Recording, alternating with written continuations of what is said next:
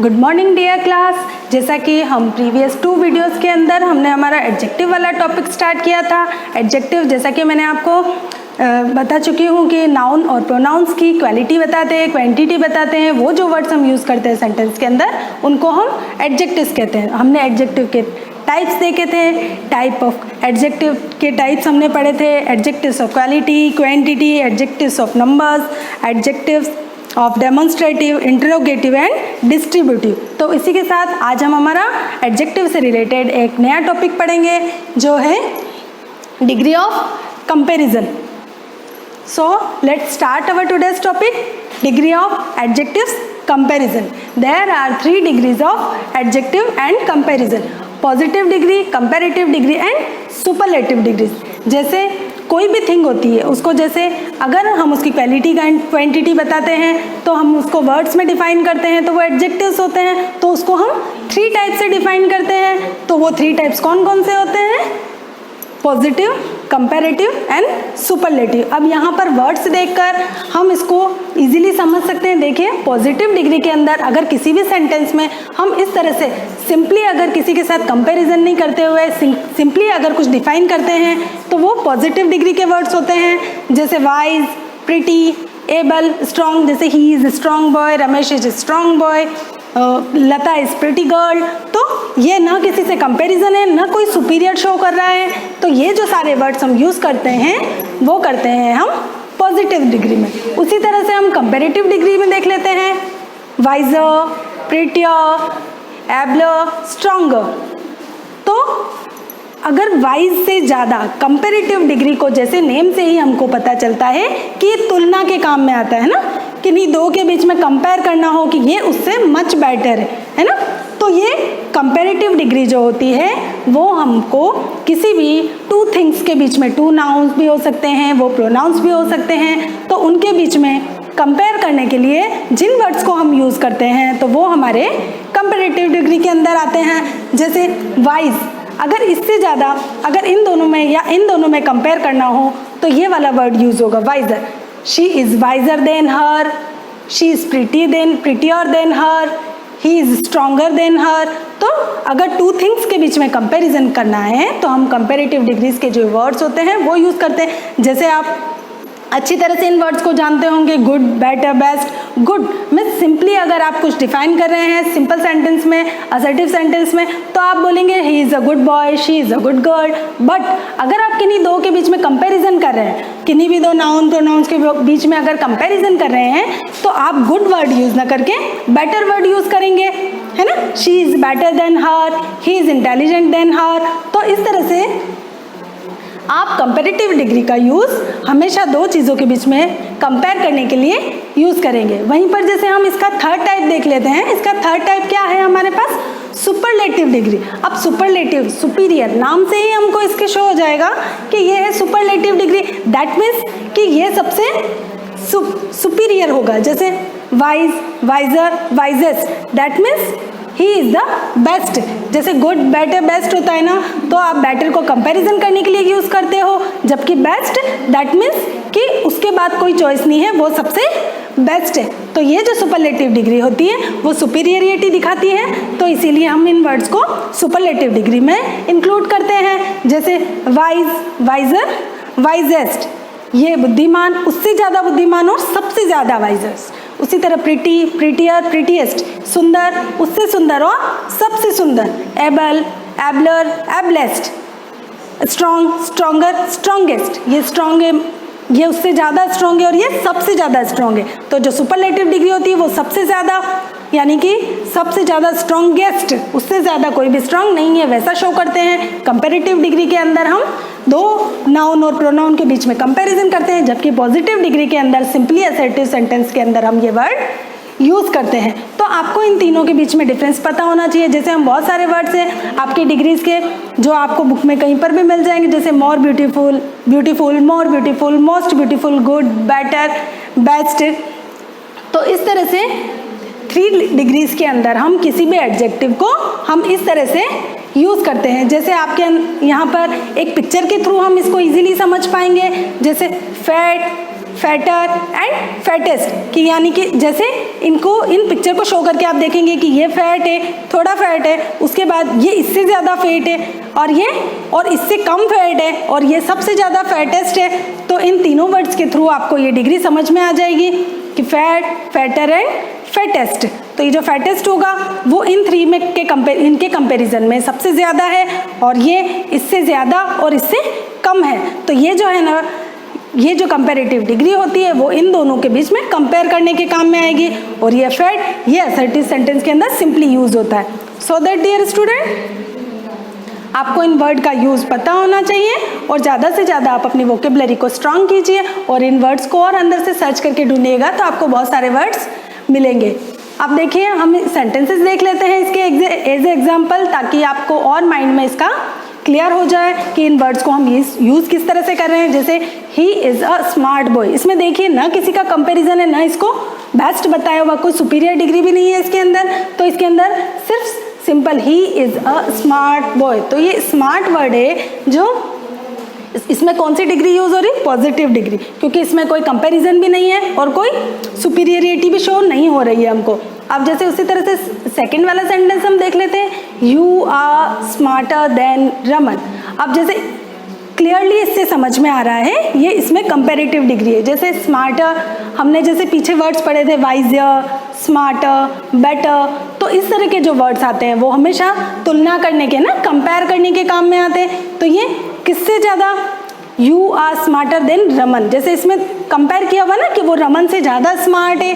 तो इस तरह से हमको कंपैरेटिव डिग्री में किसी से कंपैरिजन के थ्रू इन वर्ड्स को अच्छे से समझ सकते हैं। अब जैसे नेक्स्ट हम देख लेते हैं, John is the smartest of all. अब यहाँ पर सुपरलेटिव डिग्री शो हो रही है, जैसे स्मार्टेस्ट, जैसे हमने बोला था ना गुड, बेटर, बेस्ट, तो उसी तरह स्मार्टेस्ट ऑफ ऑल की सब में वो सबसे ज़्यादा स्मार्ट है।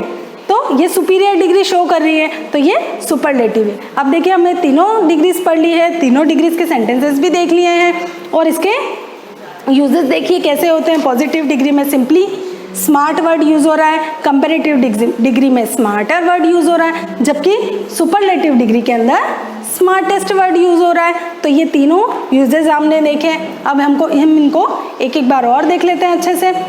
फर्स्ट टाइप है हमारा positive degree, it does not refer to any comparison, it show the simple quality. जैसे कि मैंने आपको अभी थोड़ी देर पहले ही शो किया था कि ये जो वर्ड होता है वो सिंपल क्वालिटी शो करता है, इसमें कोई भी कंपैरिजन वाला वर्ड या वैसी फीलिंग इसमें नहीं होती है। जैसे it is a pretty, he is a wise boy, तो इसमें इन सेंटेंस में सिंपली रीड करके हमको उसकी क्वालिटी पता चल रही है, he is a wise man. ना इसमें कोई किसी कंपैरिजन है किसी और के साथ, नहीं इसमें सुपरलेटिव का यूज़ हो रहा है कि उसको सुपीरियर बता रहे हैं। तो इस तरह से ये सिंपल वर्ड है।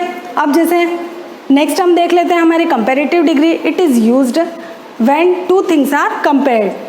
तो जैसा मैंने आपको वैसे पहले ही डिफाइन कर दिया है कि कंपैरेटिव डिग्री के अंदर टू थिंग्स के अंदर, वो नाउन प्रोनाउन हो, उसके अंदर हमको कंपैरिजन शो करता है, तो उन वर्ड के थ्रू हमको पता चल जाता है। जैसे एग्जांपल देख लेते हैं इनके, हनीफ इज़ वाइजर देन अकरम, जैसा कि मैंने आपको बताया था, हमको इसके डेफिनेशन में भी पता चल रहा है। यहाँ पर हनीफ और अकरम के बीच में कंपैरिजन बताया गया है कि वो उससे ज़्यादा वाइजर है। तो यहाँ पर देखिए कंपैरेटिव डिग्री का वर्ड यूज़ आ रहा है वाइजर। तो फिर जैसे देख लिया हमने इसमें वाइजर, जैसा कि मैंने बताया इसमें कंपैरेटिव डिग्री का यूज़ हो रहा है। उसी तरह से ये देखिए, you are prettier than your sister, इसमें भी प्रीटियर वर्ड का यूज़ हो रहा है। जैसा कि हमने कंपैरेटिव डिग्री के वर्ड्स पीछे देखे थे, तो उसमें प्रीटी, प्रीटियर, प्रीटिएस्ट, तो इसमें कंपैरेटिव डिग्री का वर्ड यूज़ हो रहा है। अब जैसे हम हमारी लास्ट डिग्री देख लेते हैं, सुपरलेटिव डिग्री, जैसा कि इसमें सुपीरियरिटी शो होती है। It is used when more than 2 person और थिंग्स आर नॉट कम, इसमें कंपेयर्ड नहीं है, और इसमें सिंपली आपको बताया जा रहा है कि वो ही सबसे सुपीरियर है। जैसे Pandit Nehru was the wisest man of the India, तो इसमें किसी के साथ भी कंपैरिजन नहीं है। तो इसमें सिंपली आपको देख के पता चल जाएगा कि इसमें wisest man of the India, wisest superlative degree use हो रही है। उसके बाद नेक्स्ट देखते हैं, Napoleon was the greatest general of this time, इसमें भी ग्रेटेस्ट वर्ड यूज़ हुआ है जो हमारी सुपरलेटिव डिग्री का वर्ड है। तो यहाँ पर मैं आपको एक इन्फॉर्मेशन देती हूँ कि इसको आप कैसे अच्छी तरह से पहचान सकते हो कि जैसे जहाँ पर भी कंपैरेटिव डिग्री के वर्ड्स आते हैं उससे पहले जहाँ जिस सेंटेंस के अंदर देन का यूज़ हो रहा है वहाँ पर आप कंपैरेटिव डिग्री का यूज़ करेंगे। तो ये इसको पहचानने के लिए एक इजी वे है जिससे आप इसको एग्जाम में अच्छी तरीके से इन सेंटेंस को पहचानने में कोई गलती नहीं करोगे। तो देखिए जहाँ पर भी कंपैरेटिव डिग्री के सेंटेंस आएंगे तो ब्लैंक में आपको वो वर्ड भरना पड़ेगा, तो आप देन देखकर उसको पहचान सकते हैं। वहीं पर सुपरलेटिव डिग्री में अगर जहाँ पर द का यूज होता है, हमेशा सुपरलेटिव डिग्री के साथ द का यूज होता है, तो अगर ब्लैंक से पहले अगर द शो किया हुआ हो तो आप इजीली पहचान सकते हो कि वो सुपरलेटिव डिग्री। और जहाँ पर देन भी नहीं है और द का यूज भी नहीं हुआ है तो इसका मतलब इजी है कि वो पॉजिटिव डिग्री ही होगी। तो ये तीनों आपको पहचानने के लिए मैंने आपको रूल्स भी बता दिए हैं, तीनों टाइप्स भी देख लिए हमने, तो आप इसको अच्छे तरीके से प्रैक्टिस कीजिए।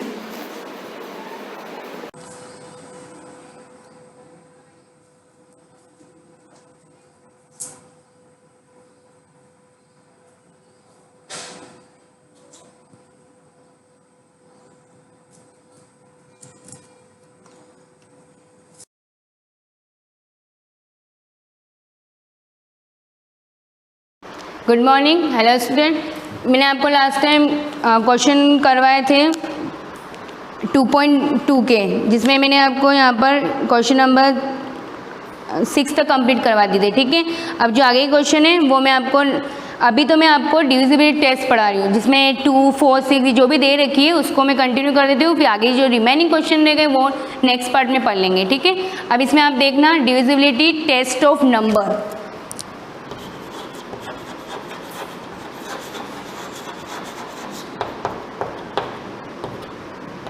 डिविजिबिलिटी ऑफ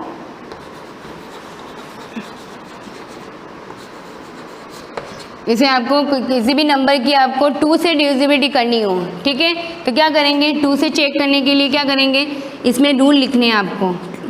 इफ़ जैसे 2 के लिए मैं लिखवा रही हूँ 1 by 1 सबके लिखवा दूंगी। If last digit, last means unit digit, ठीक है,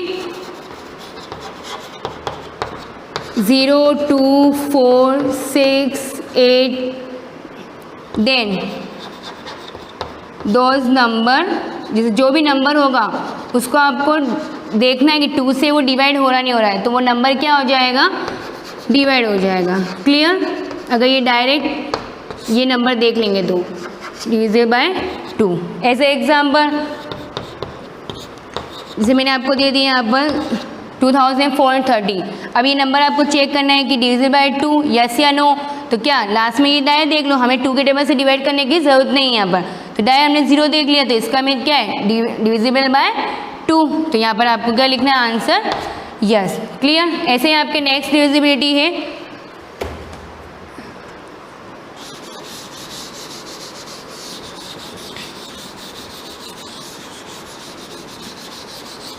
नेक्स्ट डिविजिबिलिटी आपके डिविजिबिलिटी बाय 3, ठीक है। जैसे कोई भी नंबर है उसको कैसे क्या करेंगे,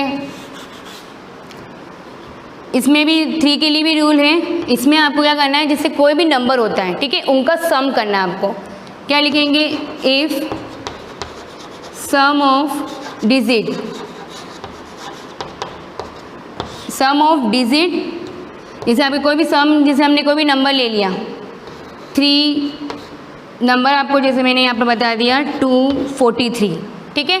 अब इसका मुझे सम करना है, जैसे ये बताना है कि ये 3 के टेबल से डिवाइड हो रहा नहीं हो रहा है, तो इसके लिए हम क्या करेंगे 2, 4, 3, अब इन तीनों का सम करेंगे 2 + 4 + 3, ठीक है। तो इसमें आपको जो भी सम ऑफ डिजिट समझ में आएगा, sum of digit which is divided by 3। इसका मीन्स क्या हो रहा है कि जो भी आपके डिजिट का जो भी सम होगा, जैसे कोई भी नंबर होगा उसका आप सम करके देखोगे, वो जो डिजिट का सम आएगा अगर वो 3 के टेबल से डिवाइड हो रहा है, अगर वो 3 के टेबल से डिवाइड हो रहा है, तो इसका मीन्स वो नंबर डेफिनेटली क्या हो जाएगा, 3 के टेबल से डिवाइड हो जाएगा। अब इसमें देखना है आपको, तो क्या लिखोगे, डिवाइड बाय 3, तो those number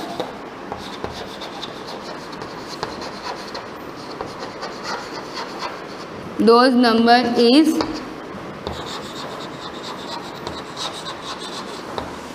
divisible by 3। Clear. Example देख लें इसका, जैसे 243 बताया था, अब इसका सम करवा 2 + 4 + 3, तो ये हो जाएंगे आपके 9। अब 9 क्या है, 3 के टेबल से डिवाइड हो रहा है, तो इसका मीन्स ये नंबर क्या हो जाएगा, 3 के टेबल से डिवाइड हो रहा है। ठीक है, ये आपकी कौन सी होगी, डिविजिबिलिटी बाय 3। ऐसे ही आपके डिविजिबिलिटी 5। नेक्स्ट आपके देखना 5।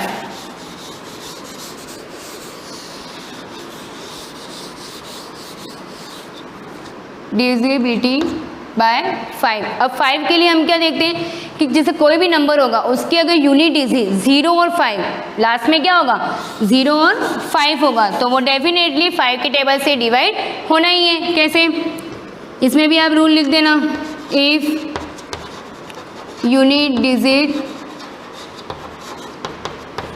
इज 0 एंड 5, अगर 5 हुआ और 0 भी हुआ तो वो क्या हो जाएगा, देन दोज नंबर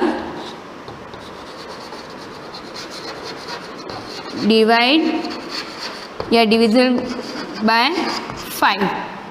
क्लियर। अब इसमें भी जैसे एग्जाम्पल, जैसे मैंने ले लिया 2305, ठीक है। अब इसमें 5 आ रहा है लास्ट में, ठीक है, तो इसका मीन्स ये क्या हो जाएगा, 5 से डिवाइड हो जाएगा।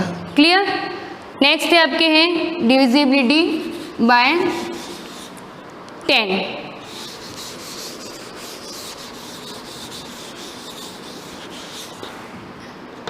टेन के लिए आपको क्या देखना है, जिसमें लास्ट यूनिट, जिसमें यूनिट डिजिट क्या होना चाहिए, 0, only for 0।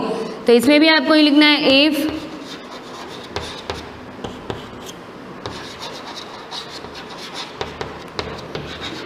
Is 0 then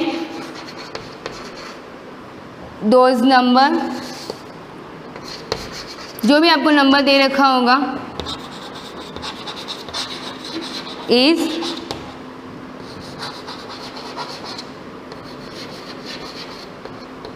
divisible by 10। अब इसमें देखना, अगर 10 से डाय आपको पूछे तो आपको 10 का ही बताना है, अगर 5 का पूछे तो वो 5 के लिए भी होगा, क्योंकि लास्ट में उसके भी 0 आता है। अब इसमें जैसे ये हो गया, ठीक है, 2300, अब यहाँ पर लास्ट में 0 आया तो ये 5 के टेबल से भी डिवाइड होगा, बट यहाँ पर 10 ही पूछा है तो ये 10 से भी डिवाइड हो जाएगा। समझ में आ गया। तो इस टाइप से ये भी आप एग्जाम्पल लिख सकते हो। तो ये डिविजिबिलिटी बाय 10। अब आपके नेक्स्ट है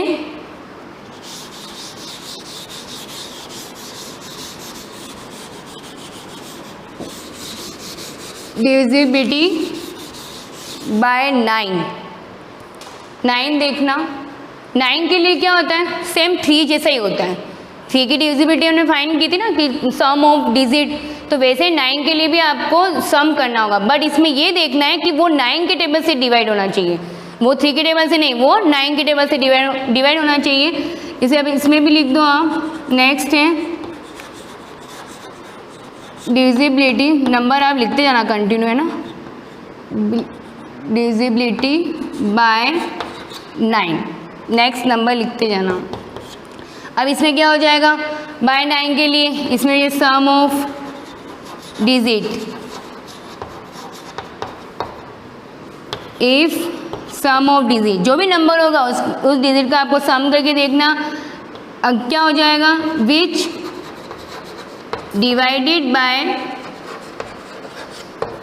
9, डिवाइडेड बाय 9, वो नंबर 9 से डिवाइड होना चाहिए। अगर 9 से डिवाइड है तो वो जो भी आपको स्टार्टिंग में जो भी नंबर दे रखा होगा जिसको आपको टेस्ट करना है, ठीक है, जिसे आपको डिविजिबिलिटी फाइंड करनी है, तो वो नंबर क्या हो जाएगा, 9 से डिवाइड हो जाएगा। क्लियर। तो लिख देना, then those number is divisible by 9। इसका भी जैसे एग्जाम्पल देख लो, जैसे वही ले लो आप, 243 ले लो, ठीक है। अब 243 है, अब इसका भी जैसे सम करके देखोगे आप, 2 + 4 + 3, तो ये हो जाएगा 9। अब 9 आपको 3 के टेबल से चेक नहीं करना है, अडाय आपको 9 के टेबल से चेक करना है, और 9 के टेबल से चेक करेंगे तो क्या हो जाएगा, 9। अब 9 के टेबल में 9 हो रहा है, तो इसका मीन्स ये भी क्या हो जाएगा, तो ये नंबर भी क्या हो जाएगा, 9 के टेबल से डिविजिबल है। क्लियर? तो ये आपके नेक्स्ट ये है आपके 9 वाली। अब है आपके नेक्स्ट 6।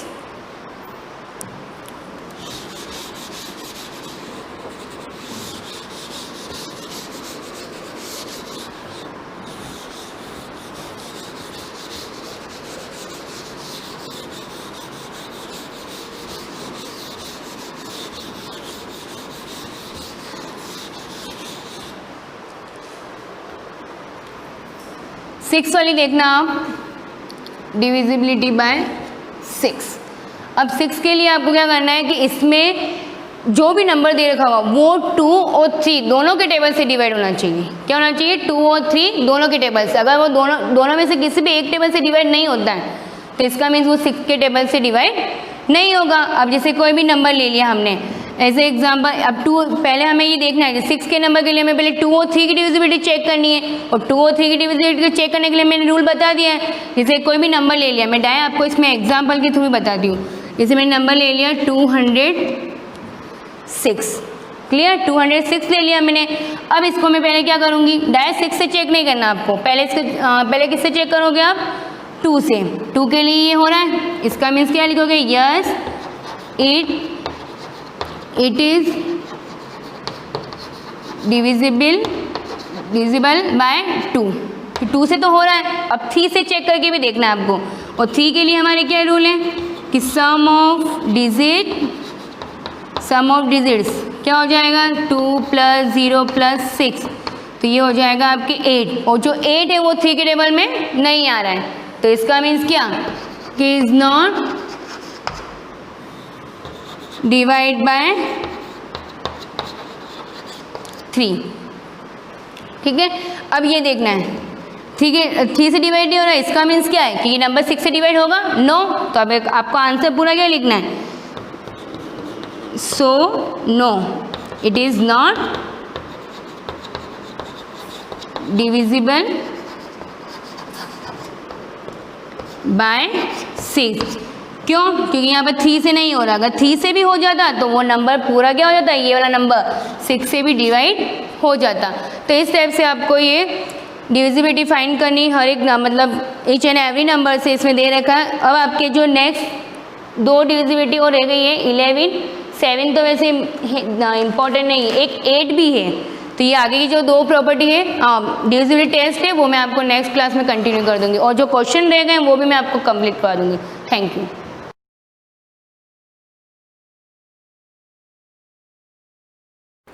Good morning students. नया लेसन है हमारा, लेसन 3 सेपरेशन ऑफ सब्सटेंस। हम लोग जो सेपरेशन करते हैं सब्सटेंस का वो किस तरह से करते हैं, पार्ट 1 स्टार्ट कर रही हूँ मैं लेसन का, न्यू पार्ट है। इस लेसन में क्या क्या पढ़ना है एट अ ग्लैंस देखते हैं। सेपरेशन ऑफ सब्सटेंस, सबसे पहले कौन कौन से सब्सटेंस को कैसे सेपरेट किया जाता है, क्यों करना पड़ता है, इसकी नीडेड क्यों है। नेक्स्ट है नीड, मतलब सेपरेशन एंड इट्स नीड, ज़रूरत क्यों है। मेथड्स ऑफ सेपरेशन, यहाँ पे सेपरेटिंग मेथड पढ़ाएंगे, ये सबसे इंपॉर्टेंट पॉइंट रहेगा, थर्ड पॉइंट। इस लेसन में आपको पढ़ने को ही मिलेगा फिल्ट्रेशन, डिस्टिलेशन, ये चीज़ें देखने को मिलेगी। Solution, You must have heard the word pure water and impure water. What, according to you, is the difference? Pure water has no other substance mixed in it. हर चीज़ का हम ये वर्ड सुनते हैं, ये प्योर है, ये इम्प्योर है, इसमें इम्प्योरिटीज़ है। इम्प्योरिटीज़ यानी अशुद्धियाँ, जिन चीज़ों को हमारे काम की चीज़ में हमें ज़रूरत नहीं होती है या वो हमें नुकसान पहुँचाते हैं, उस चीज़ को हम उस फूड मटेरियल या लिक्विड मटेरियल से हम सेपरेट कर देते हैं, अलग कर देते हैं, है ना। बहुत ही नॉर्मल लैंग्वेज में कि काम की चीज़ को हम अंदर रख रहे हैं, जो हमारे अंदर न्यूट्रिएंट दे रहा है उसी चीज़ को हम पी रहे हैं, जो अननेसेसरी मटेरियल है उसको हम अलग कर देते हैं, सेपरेट करते हैं, सॉल्टर करते हैं या अलग करते हैं, तो वो चीज़ें। Impure water has other substance like dirt. Impure का मीनिंग है उसमें कोई अदर चीज़ का ऐड होना, जैसे डर्ट यानी गंदगी, मिनरल्स एट्सेट्रा, कोई और मिनरल्स भी उसमें ऐड होते हैं। We can make an impure water pure by separating the impurities from it। मतलब impure water को हम pure water बनाते हैं, तो कैसे बनाते हैं कि उनकी impurities को उससे अलग कर दें।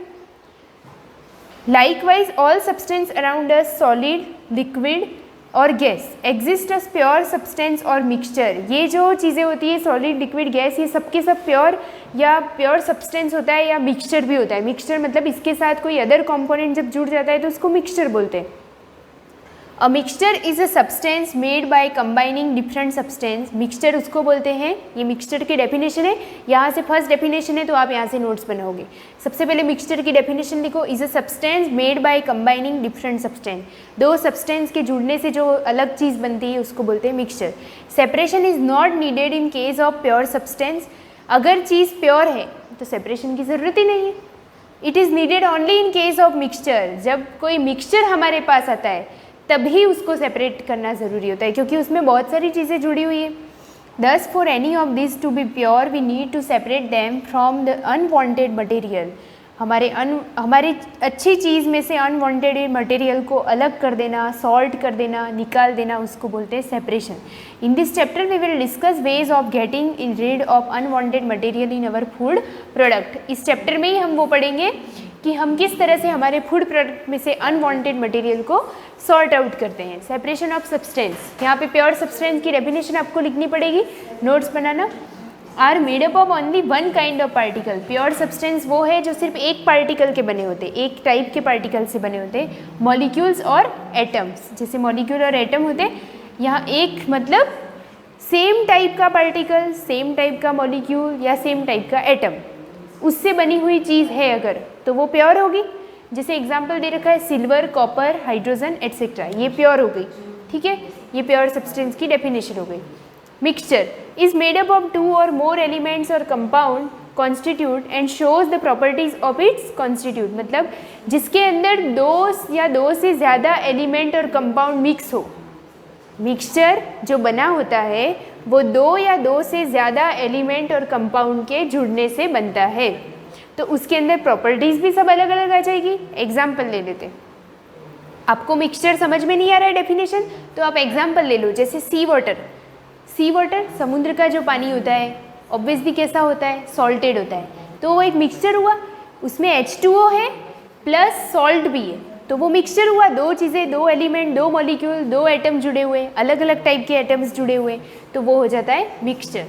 Water is a mixture of salt. Water एक मिक्सचर है। सी वाटर जो है ना, समुद्र का पानी, वो किसका मिक्सचर है, सॉल्ट का। अलग अलग सॉल्ट होते हैं उसमें। स्मोक, धुआं, वो भी होता है, तो वो भी क्या है, मिक्सचर है। उसमें अलग अलग, स्मोक को धुआं जो मिक्सचर क्यों बोलते हैं, क्योंकि अलग अलग टाइप की उसमें गैसेस होती हैं। कप ऑफ टी, टी भी क्या है, प्योर है, इम्प्योर है। इम्प्योर नहीं बोल सकते, उसको हम मिक्सचर बोल सकते हैं। एक कप टी बनाते हैं, एक कप कॉफ़ी बनाते हैं, तो उसमें कितनी चीज़ ऐड होती है, milk, water, sugar, tea leaves, ये सब ऐड होता है। तो वो सब ऐड होता है, इसलिए उसको बोलते हैं हम mixture. The air you breathe is also a mixture of gas. आप जो एयर अंदर ले रहे हो वो भी क्या है, मिक्सचर है। यहाँ पर पूरे एटमॉस्फेयर में सब घूम रहा है, CO2 भी घूम रहा है, O2 भी घूम रहा है, N2 भी घूम रहा है, नाइट्रोजन, सब कुछ घूम रहा है, पर हमारी बॉडी अंदर सिर्फ क्या लेती है, O2 लेती है, क्योंकि वो फिल्ट्रेशन करके लेती है। पर इसका मतलब air is a mixture of gases, मतलब ये कि यहाँ एयर में सारी गैसेस अवेलेबल है, CO2 भी है और O2 भी है। तो बेस्ट एग्जांपल है air is a mixture of gases. जो आप एयर अंदर ले रहे हो वो भी क्या है, एक तरह का मिक्सचर है। Soil is a mixture of humus, mineral and rocks. Soil जो होता है वो भी मिक्सचर होता है ह्यूमस और मिनरल्स और रॉक्स का। आपको पता है रॉक्स के ब्रेकडाउन से मिनरल्स और ह्यूमस के रिएक्शन से क्या बनता है, soil. Next, difference between pure and mixture. Difference between pure substance and mixture. Pure substance और मिक्सचर में क्या बेसिक डिफरेंस है। फर्स्ट पॉइंट है, pure substance consist of particle of only one kind. मैंने यहाँ पे डेफिनेशन लिखने को बोला था, अगर आप ये ना लिखो तो ये टेबल बना देना। इतना सब कुछ लिखो है ना, इसमें से मिक्सचर, प्योर सब्सटेंस की डेफिनेशन निकालो, मत निकालो। अगर आपको ये टेबल इजीली समझ में आती है तो टेबल ही बना दो। टेबल बड़ी दिख रही है आपको, पर टेबल में पॉइंट टू आंसर है, मतलब ये ही आपको लर्न करना है। कहीं ना कहीं आगे जाकर डिफाइन और वेरी शॉर्ट में ये क्वेश्चन आएंगे, तब आपको करने की ज़रूरत नहीं पड़ेगी।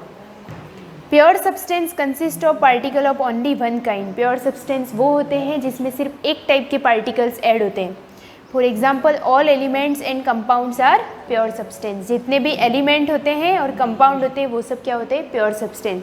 मिक्सचर जो होते हैं वो अलग चीज़ है। मिक्सचर कंसिस्ट ऑफ टू और मोर टाइप ऑफ पार्टिकल। मिक्सचर में दो या दो से ज़्यादा टाइप के पार्टिकल ऐड होते हैं। Pure substance are homogeneous, example their composition is same throughout. Pure substance जो होता है वो होमोजीनस होता है। होमोजीनस का मीनिंग होता है एक जैसा, हिंदी में बोलते हैं समांगी मिश्रण। मिक्सचर आर हीट्रोजीनस, ये कैसा होता है? Heterogeneous, their composition is not same throughout, ये इसका कंपोजिशन जो होता है वो पूरा सेम नहीं होता है। Pure substance have a defined melting point and boiling point etcetera, मतलब प्योर सब्सटेंस का एक फिक्स मेल्टिंग पॉइंट होता है और एक फिक्स बॉइलिंग पॉइंट होता है। डिफाइनेड होता है ना, फिक्स होता है, क्योंकि एक ही टाइप के पार्टिकल है। प्योर जो चीज़ बनी हुई है, अगर प्योर वाटर ले लिया हमने और प्योर वाटर में दूसरा कोई एलिमेंट, दूसरा कोई पार्टिकल जुड़ा हुआ नहीं है, तो उसका फिक्स टेम्परेचर पे उसको बॉईल करना आप शुरू कर सकते हो। आप उसको फिक्स टेम्परेचर पे मेल्टिंग भी शुरू कर दोगे।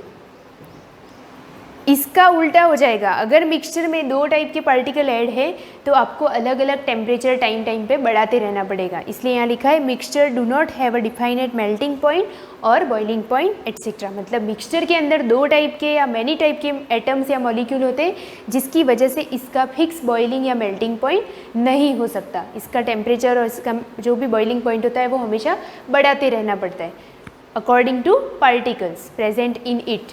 ठीक है, ये यहाँ तक की टेबल आप बना देना। इतना ये सब लिखने से अच्छा है आप सिर्फ इसको टेबल में बना के नोट्स बना देना। Thank you.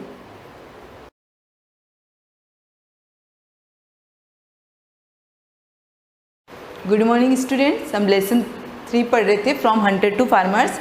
इसके अंदर हमने फर्स्ट जो पढ़ा था वो मेसोलिथिक एज के बारे में पढ़ा था कि किस प्रकार उन लोगों ने अपना जीवन यापन स्टार्ट कर दिया था। फार्मिंग की जो प्रोसेसिंग थी वो स्टार्ट हो गई थी। उन्होंने फर्स्ट जो फसल थी वीट और राइस, इसका उत्पादन करना स्टार्ट कर दिया था। लास्ट जो हमने पढ़ा था वही पढ़ा था। अब जो पढ़ेंगे हम डोमेस्टिकेशंस ऑफ एनिमल्स, उन्होंने पशुपालन भी स्टार्ट कर दिया था। एग्रीकल्चर भी स्टार्ट हो गया था और पशुपालन भी स्टार्ट कर दिया था। और ये कौन से एज में हुआ था? नियोलिथिक एज के अंदर हुआ था, न्यू स्टोन एज के अंदर हुआ था। अब हम पढ़ेंगे इसके अंदर कि उन्होंने सबसे पहले कौन से पशु का पालन करना स्टार्ट किया।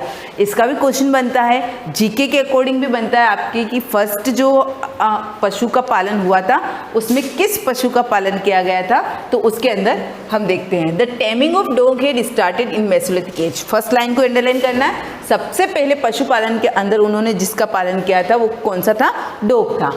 Men realized that instead of killing goats, sheep and or oxen, he should domesticate them. अब उन लोगों ने यहाँ पर क्या सोचा था? वो क्या करते थे? हंटिंग करते थे, शिकार करते थे। अब उन लोगों ने यहाँ पर रियलाइज़ किया कि हम उनको मारते हैं, इसके जगह गोट, शीप और ऑक्सन, इनका हम पालन भी तो कर सकते हैं, इन पशुओं को हम पाल भी तो सकते हैं। Goats and cows gave he milk. Goats और काउ हमको क्या देती? मिल्क देती है। He used them for carrying goods from one place to another. और साथ ही साथ क्या करती है? Carrying goods. गुड्स का मीन्स क्या होता है? सामान। सामान को एक स्थान से दूसरे स्थान पर पहुंचाने में भी मदद करते हैं। Oxen also helped in pulling their ploughs. उसके अलावा अभी तो हमारे एग्रीकल्चर के डिपार्टमेंट में कह सकते हैं कि बहुत सारे नए नए डेवलपमेंट्स आ गए। तो अब जो खेतों में काम किया जाता है वो बैल के थ्रू नहीं किया जाता है, ऑक्सन के थ्रू नहीं किया जाता है। लेकिन पहले बीज डालने का, उसके बाद जो भी खाद और ये डालते थे, उन सभी काम के लिए किसका यूज़ किया जाता था? ऑक्सन का यूज़ किया जाता था। अब मेन चीज़ यहाँ पर क्या आती है? लोगों ने क्या रियलाइज़ किया था कि जिन पशुओं को हम मारते हैं उनको हम पाल कर हम दूसरे यूजेस में भी ले सकते हैं। जैसे मिल्क भी मिल रहा है, एक जगह से दूसरी जगह पर सामान पहुंचाने के भी काम में आते हैं। उसके अलावा खेतों में भी उनका यूज़ हो सकता है। Implications: growing crops assured men of continuous supply of food. Although men still hunted, the rearing of animals assured him to continuous supply of meat, milk and hides. अब देखो क्या दे रखा है। अब उन्होंने धीरे धीरे क्या किया? कंटिन्यूस फूड को सप्लाई करने के लिए, भोजन का उत्पादन करने के लिए उन्होंने क्रॉप्स का एग्रीकल्चर स्टार्ट कर दिया था, फार्मिंग स्टार्ट कर दी थी। फिर भी वो क्या करते थे? शिकार तो करते ही थे। कृषि स्टार्ट कर दी थी लेकिन शिकार करती थी। The rearing of animals assured him to continue supply of meat. किसके लिए? मीट के लिए, मिल्क के लिए और हाइड्स। हाइड्स का मतलब होता है स्किन, एनिमल्स की जो स्किन होती है उसके लिए। He was at last free from the continuous search for fruit. अब क्या हुआ, अब उन्होंने एग्रीकल्चर भी स्टार्ट कर दी थी और पशुओं से भी वो क्या करते थे, मीट के लिए, मिल्क के लिए और स्किन के लिए उनका हंटिंग करते थे। तो अब अपन फाइनली कह सकते थे कि जो लोग खाने की तलाश के लिए इधर उधर घूमते थे, अब जो खाने की जो तलाश थी वो क्या हो गई थी, धीरे धीरे उनकी ख़त्म हो गई थी। And used his free time for developing new skills. अब उनके पास टाइम भी रहता था, क्योंकि पहले तो वो लोग क्या करते थे, उनको भोजन नहीं मिलता था तो पूरे दिन वो शिकार के लिए इधर उधर घूमते रहते थे। उनको पूरे दिन माइंड में ये रहता है हम किसका शिकार करें, कहाँ से अपना भोजन प्राप्त करें। लेकिन अब उन्होंने खेती करना स्टार्ट कर दिया था। पशुओं को भी शिकार करते थे, लेकिन किसके लिए करते थे, खाने की चीज़ों के लिए, स्किन के लिए, इनके लिए करते थे। तो अब जो उनके खाने की जो टेंशन थी वो यहाँ पर ख़त्म हो गई थी। तो अब जब वो फ्री बैठते थे तो उनके माइंड में नए नए स्किल्स आते थे कि हम किस प्रकार से नया नया डेवलपमेंट करें, कुछ नया करें। To take care of his crops, अब वो क्या करते थे, अपने जो फसलें उत्पादित करते थे उसकी भी ध्यान रखते थे। Man needed to stay at one place for a long time. अब लोगों ने क्या कर दिया, एक ही स्थान पर बहुत लंबे समय तक रहने लगे थे। यानी कि कब तक रहना पड़ता था, ये तो मान के चलो कि अगर उन्होंने एक फसल का उत्पादन किया है तो एक फसल को उत्पादित होने में अपन मानते हैं कि पूरे साल में अपन 3 फसलें करते तो 4 महीने लगते हैं। तो एक स्थान पर उन्होंने कम से कम 4 महीने तो रहना स्टार्ट कर ही दिया था। Hence, permanent human settlement began to be established and community life began to take shape. अब क्या हो गया, उनका जो जीवन था वो एक व्यवस्थित हो गया था और उनका जो समुदाय था उसको एक अच्छा सा शेप मिल गया था। यानी कि व्यवस्थित जीवन किस प्रकार से जिया जाता है ये उन लोगों ने सीख लिया था। Settlements of first farmer and herders. The most important sites of Neolithic period is Mehrgarh in present day Pakistan. Underline करना, अगर आपसे पूछा जाए नियोलिथिक पीरियड की फर्स्ट जो साइट है, फर्स्ट जो जगह है आपको कहाँ पर मिलती है, तो मेहरगढ़ जो कहाँ पर है अभी प्रेजेंट डे में पाकिस्तान के अंदर है। Archaeologist have found evidence of cooking utensils in stone and weapons made in bone and stone. Archaeologist, मैंने आपको पहले भी इसका मतलब बताया, पुरातत्ववेदा यानी कि जो खोज करने वाले होते हैं उनको कहा जाता है हैव फाउंड एविडेंस। एविडेंस का मतलब प्रूफ कह सकते हो, ऑफ कुकिंग यूटेंसिल्स। यूटेंसिल्स का मतलब क्या होता है, बर्तन, खाना बनाने वाले बर्तन, इन स्टोन, किसके बने हुए थे, पत्थरों के।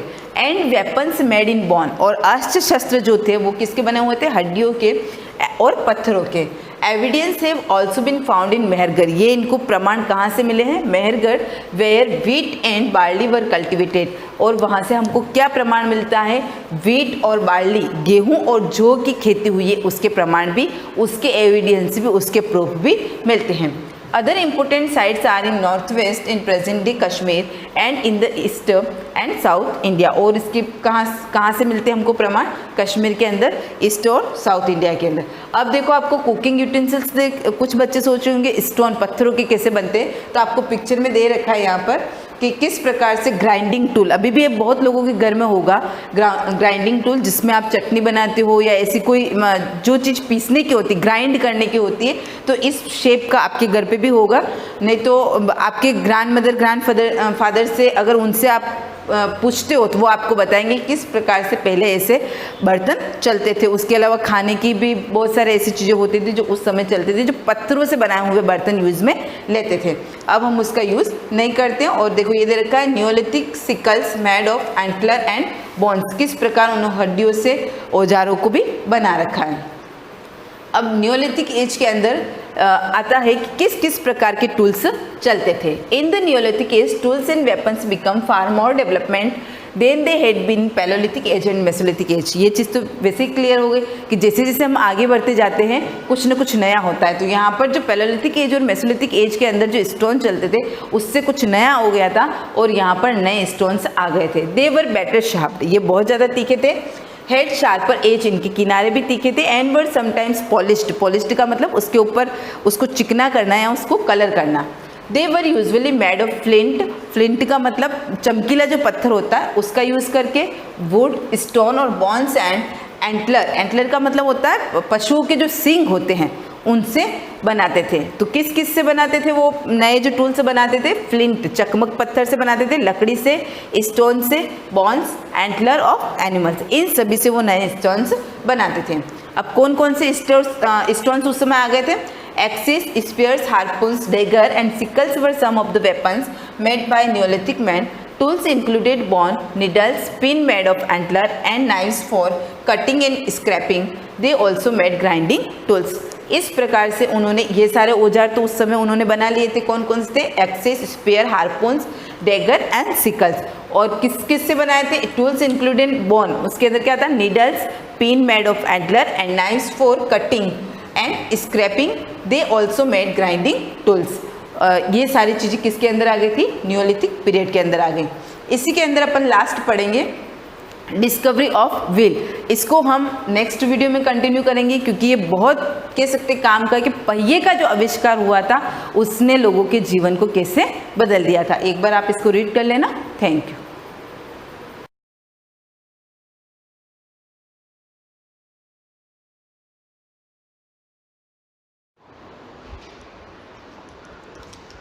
Good morning. पादप तंतुओं के बारे में पढ़ रहे थे। कल हमने यह भी देखा कि रुई की खेती कैसे की जाती है, ठीक है ना। आज हम जूट पर्सन के बारे में पढ़ेंगे।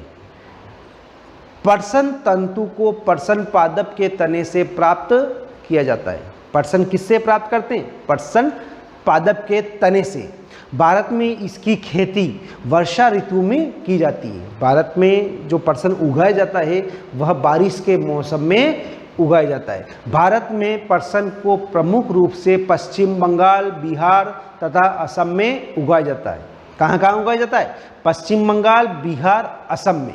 सामान्यतः पर्सन पादप को पुष्पन अवस्था में काटते हैं, यानी कि इसकी कटाई कब होती है? जब इसके ऊपर पुष्प लगने लग जाते हैं। पर्सन पुष्पन अवस्था में काटा जाता है।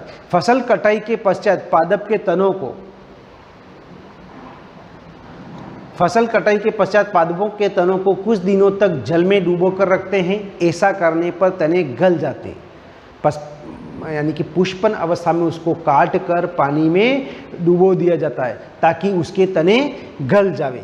ऐसा करने पर तने गल जाते हैं और उन्हें पर्सन तंतुओं से हाथों द्वारा पृथक कर दिया जाता है। जब तने गल जाते हैं तब उनको हाथों से तनों को अलग कर लिया जाता है, यानी कि इनके तंतुओं को हाथों से पृथक कर दिया जाता है। वस्त्र बनाने से पहले इन सभी तंतुओं को तागों में परिवर्तित कर लिया जाता है। वस्त्र बनाने से पहले क्या किया जाता है? सभी तंतुओं को तागों में परिवर्तित कर लिया जाता है। तागे का मतलब धागों में परिवर्तित करें। ऐसा कैसे किया जाता है? देखो, अब जैसे रुई से तागा बनाना, जैसे सूती तागे की कताई, आप स्वयं सूती तागे बनाने का प्रयास भी कर सकते हैं। अब देखो क्रियाकलाप क्या है? एक हाथ में कुछ रुई पकड़िए, उसे दूसरे अंगूठे और तर्जनी के बीच में कुछ रुई की चुटकी भर लीजिए और इसे धीरे धीरे रुई से बाहर खींचिए और रेशों को लगातार ऐंठते भी रहिए। क्या आप तागा बन सके? जैसे देखो ये आदमी कर रहा है। अब देखो ये किस प्रकार कर रहा है। क्या किया इसने? एक हाथ में कुछ रुई पकड़ ली, दूसरे हाथ के अंगूठे और तर्जनी के बीच में कुछ रुई की चुटकी भरिए और धीरे से रुई से बाहर की ओर खींचिए। रेशों को लगातार ऐंठते रहिए, ठीक है ना। रेशों से तागा बनाने की प्रक्रिया को कताई कहते हैं।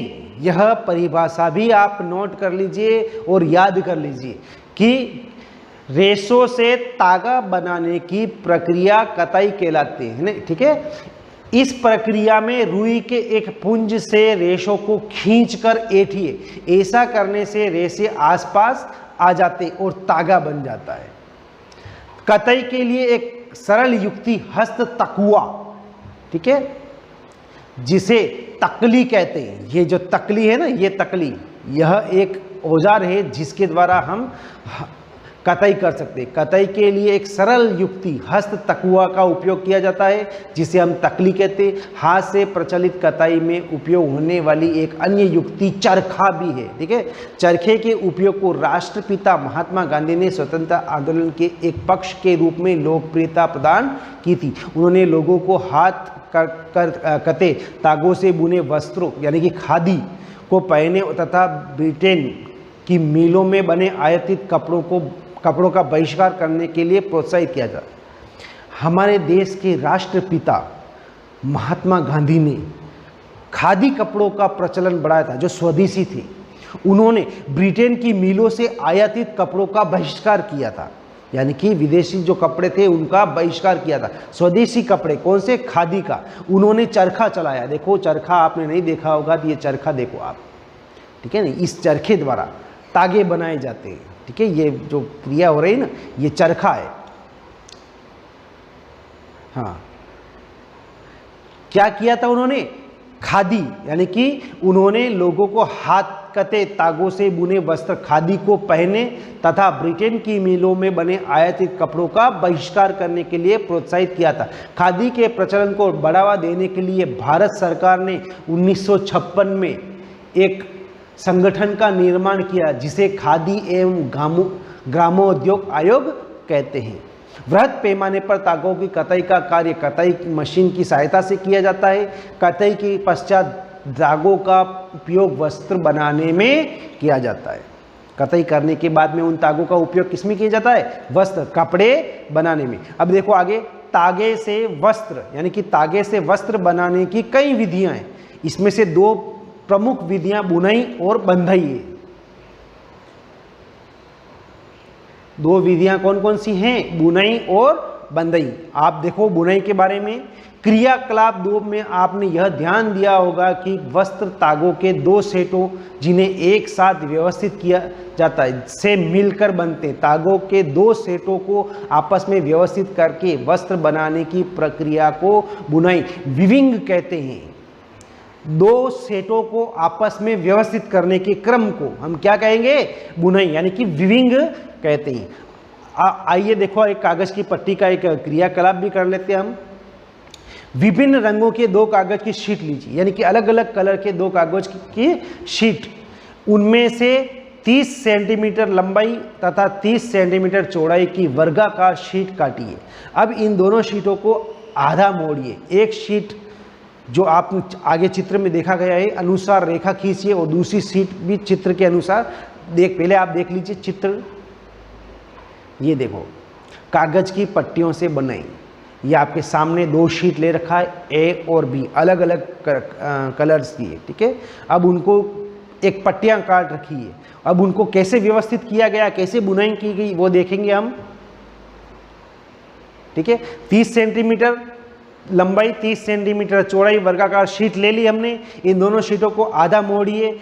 एक शीट पर दिए गए चित्र जैसा हमने देखा, दूसरी शीट पर भी देखा है अनुसार रेखाएं खींचिए। दोनों शीटों को खींची गई रेखा के अनुदेश काटिए। फिर शीटों को मोड़कर खोलकर इन्हें फैला लीजिए। एक शीट की पट्टियों को एक एक करके दूसरी शीट के कटावों में, जैसे ये देखा है ना आपने, ये देखो, ये कट लगे हुए हैं, ये पूरी, उधर से भी कट लगे हुए। अब देखो किस प्रकार व्यवस्थित करा हुआ है। दिखाए अनुसार बुनिए। पट्टियों के बुनने के पश्चात नमूना दिखाया गया। इसी ढंग से तागों के 2 सेटों को बुनकर वस्त्र बुने जाते हैं। तागे वास्तव में कागज की पट्टियों की तुलना का बहुत पतले होते हैं, यानी कि पट्टियां तो चौड़ी है लेकिन जो तागे होते हैं वह बहुत ही पतले होते हैं। वस्त्रों की बुनाई करघों पर की जाती है। करघों या तो हस्त प्रचलित होता है या विद्युत प्रचलित होता है। आप आज यहीं तक देख लीजिए ये क्रियाकलाप कौन सा था। हम कल आगे की क्रियाकलाप पढ़ेंगे।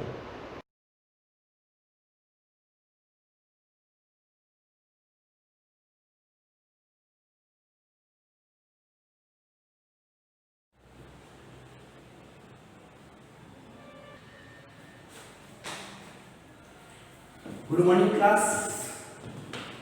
कल अपन ने 1.3 का सवाल नंबर तीसरा देखा था, दूसरे के अंदर पहला सवाल अपन ने हल कर दिया था। सन्निकट के बारे में बात कर रहे थे अपन।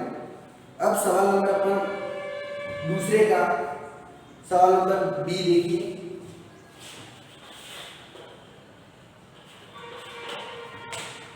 ध्यान से देखना।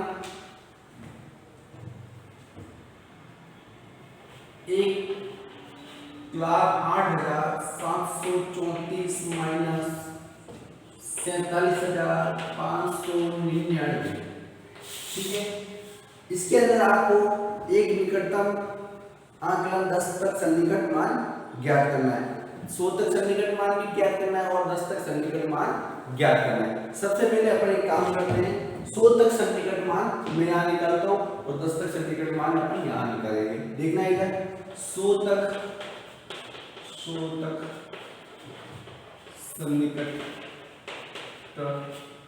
मान देखो कैसे निकलता है। सबसे पहले आपको पता होना चाहिए कि 1,08,734 और 734 इकाई का सैकड़ा, 734 के अंदर 734,000 में किसके पास में है, 1000 के पास में या 0 के पास में, तो ये 1000 के पास में आते हैं। ठीक है, तो देखना है 1,08,734 का सन्निकट मान क्या हो जाएगा, 1,09,000 लगेगा। क्या हो जाएगा, 9,000, क्योंकि 734 किसके पास में आते हैं, 700 देखो, एक तो 700 और 800, सॉरी 700 और 800। अब देखो इसके अंदर 700 और 800 के बीच में 750 होता है। अब 734 से जो किसके पास में आ रहे हैं, इकाई ढाई सैकड़े की बात कर रहे हैं अपन, इकाई ढाई सैकड़े की बात कर रहे हैं, देखना ध्यान से, इकाई ढाई सैकड़ा, इकाई ढाई सैकड़ा, तो 734 जो है वो 700 के पास में आ रहे हैं या 800 के पास में आ रहे हैं, तो 700 के पास में आ रहे हैं। यहाँ पे क्या है, 1,08,000 क्या आ जाएगा, 700, क्या आ जाएगा 700, सॉरी, और यहाँ पे 100 के बारे में बात कर रहे हैं ना कि 1000 के बारे में, 1000 के बारे में बात करते थे। यहाँ पे क्या लिखता है, 1,09,000 आ जाता। ठीक है, अब वापस देखना दूसरा इसका 47,599 का सन्निकट मान। अब 599 किसके पास में आ रहा है, यानी 500 और 600 के बीच में 599 किसके पास में आता है, 600 के पास में, तो यहाँ पे क्या है 47,600। ठीक है, यहाँ तक कोई प्रॉब्लम नहीं। अब इसको हल करो, इसको हल करेंगे तो तुम्हें यहाँ पे क्या है, ध्यान से देखना, बी को मैं हल कर रहा हूँ, 1,08,734 माइनस 47,599, दोनों का सन्निकट मान मैंने सूत्र निकाल के इन दोनों को मैं हल करता हूँ। देखना इधर, इसका हल क्या है, 1,08,700 माइनस 47,600, घटाकर क्या आता है देखो, एक में 1,08,700 में मैं घटा रहा हूँ 47,600। देखो इधर 0 0 7 में 6 गए, 8 में 7 गए, यहाँ 10 में से 4 गए तो 6, 61,100 क्या आएगा, 61,100 किसके अंदर 100 तक सन्निकट मान निकाला। ठीक है, इसी कड़ी में अगर आगे देखते हैं अपन, दाई तक सन्निकट मान देखता हूँ मैं, ध्यान से देखना, दाई तक सन्निकट मान क्या आएगा, दाई तक सन्निकट मान, मैं दाई तक सन्निकट मान निकाल रहा हूँ। अब देखो इसके अंदर वापस वही कंडीशन, 1,08,734 का सन्निकट मान। अब आपको पता होना चाहिए 1,08,734, 34 किसके पास में आ रहे हैं, एक होता है 30 और एक होता है 40, दाई तक पूछा है तो 34 किसके पास में आते हैं, 30 के पास में आते हैं, 40 के पास में, 30 के पास में आएंगे। आपको पता होना चाहिए कि 34 यहाँ बीच में क्या है 35, तो 35 आते हैं, 34 इधर आते हैं 30 के पास में, ना कि 40 के पास में। तो आपको 34 जो है 30 के पास में आएंगे, इसका मतलब आपको क्या लिखता है, 1,08,730, क्या लिखता है 1,08,730, किसका सन्निकट मान है 34 था। ठीक है, इसी प्रकार आगे देखते हैं अपन 47,599 का सन्निकट मान क्या आ जाएगा। अब इसके अंदर देखना 99 किसके पास में आते हैं, आपको पता होना चाहिए 99 जस्ट 100 के पास में आते हैं। ठीक है, तो आपको 99 जब 100 के पास में आते हैं, 90 और 100 के बीच में आते हैं 99। ठीक है, और सेंटर में क्या आते हैं 95 आते हैं, तो आपको पता होना चाहिए 95 से ज्यादा ही है 99। ठीक है, तो आपको क्या करना है, इस 99 को आपको क्या करना है 100 के जस्ट पास है, इसलिए 100 लेना पड़ेगा। इसका क्या लिखना पड़ेगा, सन्निकट मान 100, और जैसे ही ये 100 होता है तो ये क्या हो रहा है 500, तो 500 में 100 जुड़ेगा तो क्या हो जाएगा 600, तो आपको यहाँ पे क्या लिखना पड़ेगा 47,600। ठीक है, इसी कड़ी में अपन इसको हल करते हैं, दोनों के समीकरण मान अपन ने निकाल दिए। तो 1,08,734 का दाईं तरफ जो समीकरण मान निकाला है तो वो क्या आएगा 1,08,730 माइनस 47,599 का दाईं तरफ अपने समीकरण मान जो निकाला वो क्या है 47,600। इसके अंदर मैं 47,600 क्या करूंगा माइनस करूंगा। आराम से आप नहीं समझ में आए धीरे से आप नीचे जाके आराम से माइनस कर सकते हैं, आपको जल्दबाजी नहीं करनी है, डायरेक्ट माइनस नहीं करना है। मैं आपको यही तरीका बता रहा हूँ, ये जो तरीका आप इस्तेमाल करोगे तो आपकी बाकी गलत नहीं होगी। ठीक है, 0 में से 0 गया तो 0, 3 में से 0 जाएगा तो 3, 7 में से 6 गया तो 1, 8 में से 7 गए तो 1 और 10 में से 4 गए तो 6। 61,130 ये आपका 61,130 क्या आ गया, इसका आंसर आ गया। ठीक है, इसी कड़ी में अपन आगे बढ़ते हैं। सवाल में इसका दूसरा होगा, दोनों आपको व्यवस्थित तरीके से कॉपी में उतार लेंगे। ठीक है, आगे देखिए, इसको मिटा देता हूं मैं।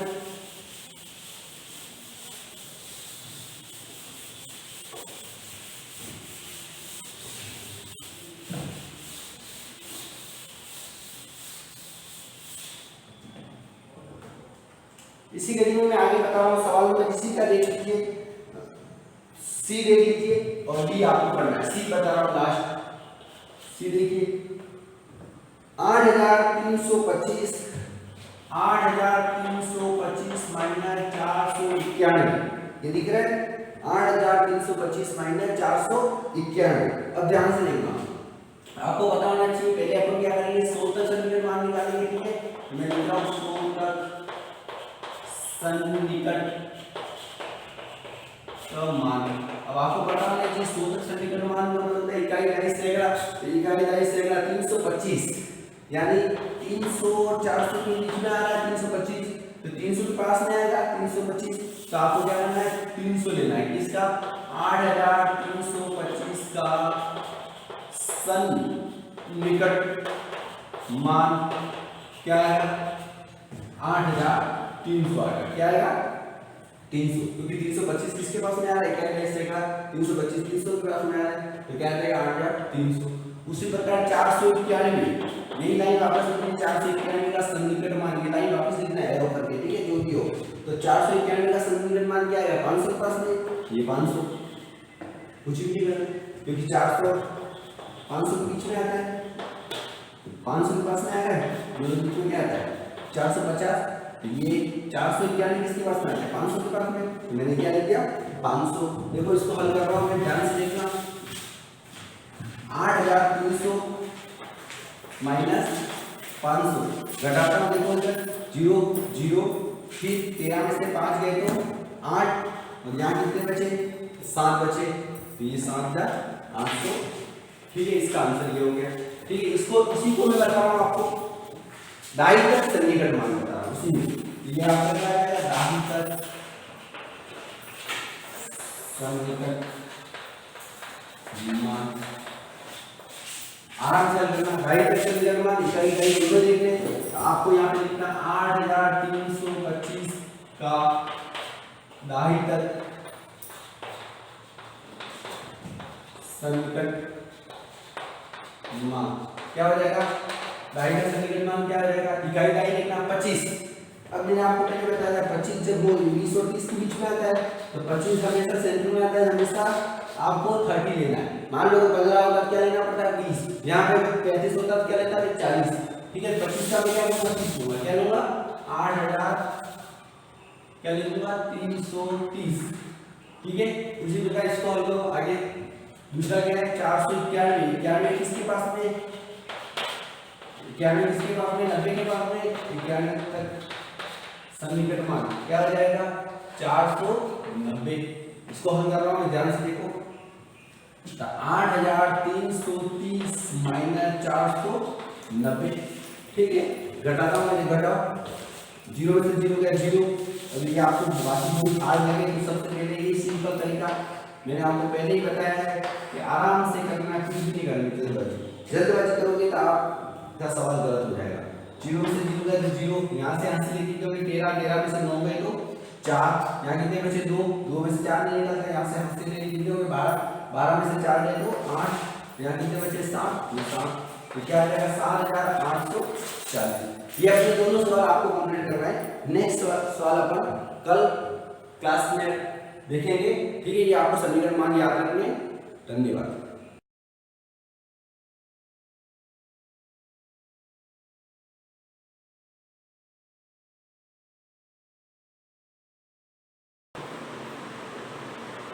मॉर्निंग क्लास, जैसे कि अब लेसन अपना अभी यही चल रहा है आपके खाद्य संग्रह से भोजन उत्पादन, है ना। तो इसमें अपन पढ़ते आ रहे हैं प्रारंभ में लोग कहाँ रहते थे, क्या खाते थे, किस प्रकार से वो शिकार करते थे, कैसे वो मौसमी फल खाते थे, है ना। जानवर कहाँ चले जाते थे, उनके पीछे पीछे लोग अपना भी स्थान बदल देते थे। इसी प्रकार से आगे चलते चलते अपन ने देखा कि लोग बहुत सारी गुफाओं में भी रहते थे, नदियों के किनारे भी रहते थे, और कृषि योग्य भूमि जहाँ थी वहाँ पर भी लोग निवास करते थे। फिर उन्होंने धीरे धीरे कई पूरा स्थलों पर हमको बहुत सारे अवशेष भी मिले थे। उसके पश्चात हमने पढ़ा था कि भाई जैसे कि आग जलाना भी उन लोगों ने सीख लिया था। आग के राख के अवशेष भी हमको मिले थे। और हमने इतिहासकारों के अनुसार जैसे कि काल को, आरंभिक काल को उन्होंने 3 भागों में विभाजित किया था। जैसे कि पुरापाषाण काल है, दूसरा है मध्य है, और तीसरा है उत्तर पुरापाषाण काल है। इसको 3 भागों में विभाजित किया था। 2 प्रश्न भी मैंने आपको इसके दिए थे कि भाई इतिहासकारों ने काल को कितने भागों में विभाजित किया था। 3 भागों में विभाजित किया था। पहला था आरंभिक पुरापाषाण युग, दूसरा था मध्य पुरापाषाण युग, और तीसरा था उत्तर पुरापाषाण युग। ये इसका उत्तर था। और दूसरा प्रश्न एक और मैंने दिया था कि भाई जलवायु किस काल के समय बदली थी, किस काल में बदलने लगी। तो उसमें उसका आंसर था मध्य पुरापाषाण युग में जलवायु में अंतर आने लग गया था। उस समय परिवर्तन होने लग गया था, यानी कि पर्यावरणीय बदलाव जो आए थे। अब अपन आगे चलते हैं। बदलती जलवायु ना टॉपिक है आज का, बदलती जलवायु। अब देखो इतिहासकारों के अनुसार जैसे कि उन्होंने काल को नाम भी उन्होंने बदल दिए थे, आते आते युग भी उन्होंने रख दिए थे। अब देखिए लगभग 12,000 साल वर्ष पहले दुनिया की जलवायु में बड़े से बड़े बदलाव आए थे। देखो जलवायु में परिवर्तन क्या हुआ, उसका क्या हुआ कि जहाँ धीरे धीरे जहाँ पर वो रहते थे वहाँ क्या हुआ, गर्मी बढ़ने लगी। क्या हुआ, गर्मी बढ़ने लगी। अब गर्मी बढ़ने के साथ साथ में क्या है कि जितनी गर्मी पड़ती है उतनी वापस क्या होती है, बारिश भी होती है। तो उस समय क्या हुआ कि फिर जैसे ही मौसम चेंज हुआ और क्या होता है कि छोटी मोटी घास उगने लग गई थी, यानी कि जितने भी मैदान थे वो घास मुक्त हो गए, घास के मैदान बनने लग गए थे। तो क्या है कि वहाँ पे खाने के लिए उनको जैसे कि ये मवेशी है, जैसे बारहसिंगा है, हिरण है, गाय है, भैंसे है, भेड़ है, बकरियाँ है। अब ये क्या करते हैं, उस जगह पर, उस स्थान पर, उस मैदान के अंदर इनकी तादाद बढ़ने लगी। उन जानवरों की संख्याओं का क्या हो गया, बढ़ने लगा। तो उस समय ये अनुमान अपन लगा सकते हैं कि उन जानवरों की संख्या बढ़ गई है।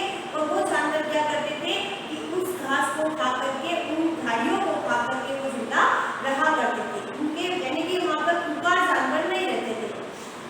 जो लोग इन जानवरों का शिकार करते थे वे भी इनके पीछे पीछे आए और इनके खाने पीने की आदतों और प्रजनन के समय की जानकारी हासिल करने लगे। देखिए इनका पुराने जमाने में यही था कि भाई लोग जानवरों को मार करके या पेड़ पौधे फल वगैरह खा करके अपना जीवन यापन करते थे। अब ये जानवर जैसे कि इन्होंने स्थान बदल दिया है, घास के मैदान की तरफ आ गए थे। लोग क्या इनका शिकार करते हैं, वो भी इनके पीछे पीछे वहाँ पर आ जाते हैं। अब ये वहाँ पर आकर जाते हैं तो इनको पता पड़ गया कि इन जानवरों की क्या है, तादाद बढ़ने लग गई, इनकी संख्या में बढ़ोतरी होने लग गई। तो फिर इन्होंने धीरे धीरे क्या किया होगा, इनका प्रजनन कैसे होता है, इनकी संख्याओं को कैसे बढ़ाया जा सकता है, उसके बारे में भी इनको जानकारी मिलने लग गई। हो सकता है तभी इन जानवरों को पकड़कर जरूरत के अनुसार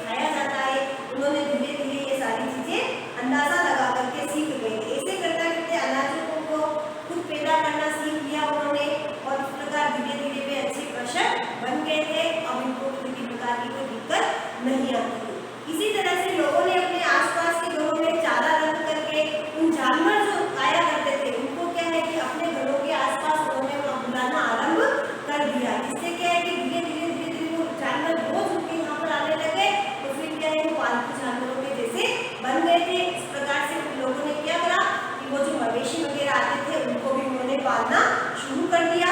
सबसे पहले जिस जंगली जानवर को पालतू बनाया गया वह कुत्ते का जंगली पूर्वज था, यानी कि अपनी रखवाली करने के लिए।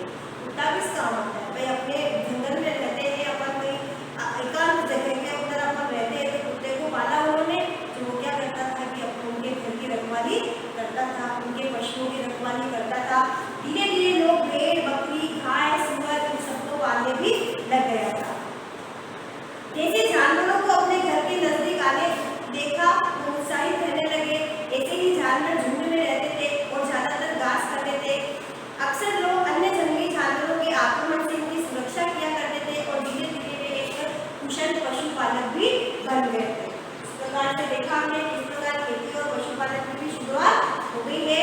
अब आगे अपन चलते हैं। आगे का टॉपिक जो है वो बसने की प्रक्रिया आ रही है।